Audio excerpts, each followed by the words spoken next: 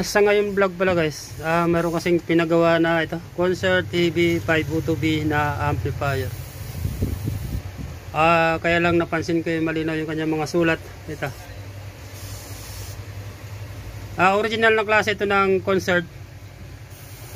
Siyempre magbigay ako ng konting tutorial o kung paano gamitin itong EB502 na amplifier. Siyempre para lang ito sa mga hindi pa alam gamitin. Hindi pa alam kung paano gumamit ng pang karaoke na amplifier. Maraming brand ang gumagamit ng EB502 na amplifier, hindi lang ho Concert. Halos karamihan ng brand gumagamit itong EB502 na amplifier. Siyempre guys, dito tayo mag-start. Ito guys ang kanyang power button, on off. Yan.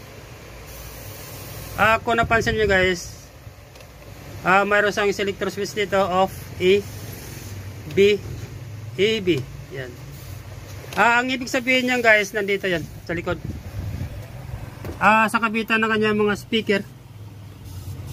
Pag nakasit sa A, yung gagana guys yung A. Itong dalawa na ito. Pag nakasit sa B, yung gagana naman itong dalawa na ito sa B. Dito.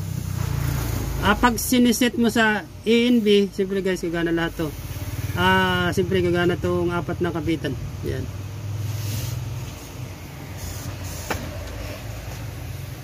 Dito naman tayo guys sa kanyang auxiliary input selector. Yan. Kung napansin nyo guys, mayroon siyang off, auxiliary, tuner, CD. Nung araw kasi marami tayong player na ginagamit nyan dyan, yung tuner, tip deck, CD. Kung mayroon pa yata ang bitches nung araw. Dito yung guys sa likod. Ito, kita ba? Auxiliary, tuner, CD.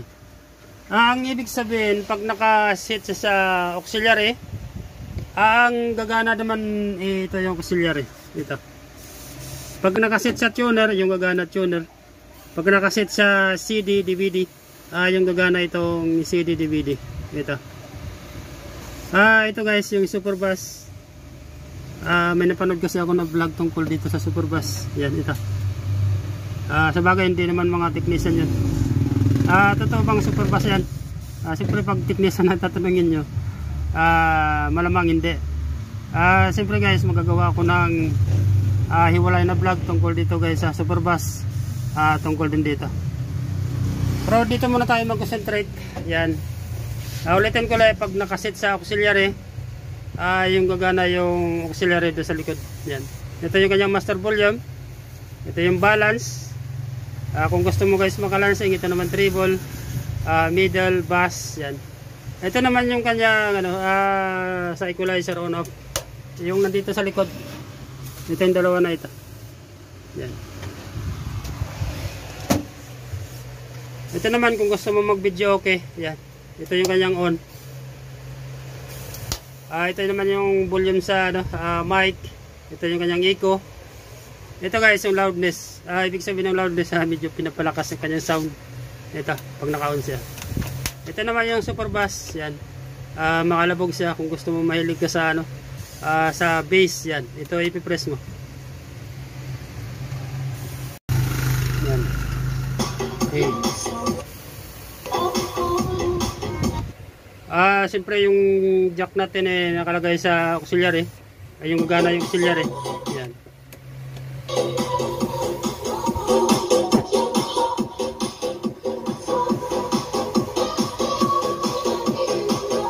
Ito naman equalizer yan.